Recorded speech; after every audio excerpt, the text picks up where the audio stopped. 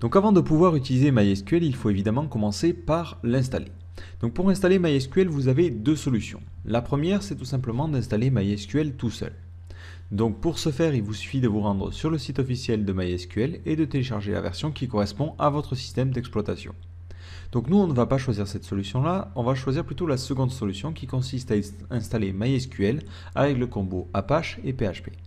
Alors pourquoi ça? Tout simplement parce que notre but c'est d'installer MySQL mais ensuite de pouvoir l'utiliser dans le cadre d'un site dynamique.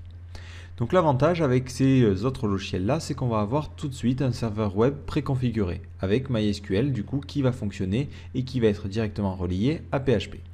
Donc l'avantage c'est que par la suite on va pouvoir utiliser cette solution là pour créer notre site dynamique.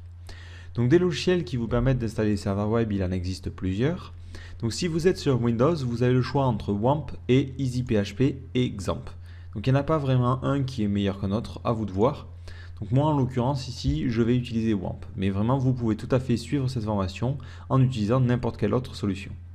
Si vous êtes sur Mac, vous avez MAMP. Donc il existe dans une version pro, mais ne vous inquiétez pas, la version gratuite vous suffit amplement et vous suffira par la suite. Donc il n'y a pas besoin de payer pour pouvoir utiliser ce système-là. Encore une fois, vous pouvez aussi utiliser XAMPP. D'ailleurs, si vous êtes sur Linux, vous avez deux solutions. Soit vous utilisez justement XAMPP, soit vous installez les trois logiciels à la main. Donc là, ça nécessite évidemment un petit peu plus de compétences. Vous pouvez faire un apt-get et installer PHP, Apache et MySQL tout ensemble. Mais si vous ne savez pas forcément gérer la configuration, je vous conseille d'utiliser XAMPP. C'est plus simple.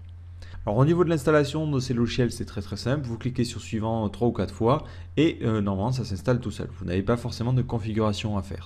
Donc une fois ces logiciels lancés, il vous suffit tout simplement dans votre barre d'adresse de taper localhost ou votre adresse IP locale, donc 127.0.0.1, et automatiquement vous devriez tomber sur une page d'accueil qui correspond à la version et au logiciel que vous avez choisi. Depuis cette page d'accueil, vous aurez normalement accès à phpMyAdmin à travers un lien. Si ce n'est pas le cas, vous faites localhost/phpMyAdmin et vous devriez tomber sur une interface qui ressemble plus ou moins à cela.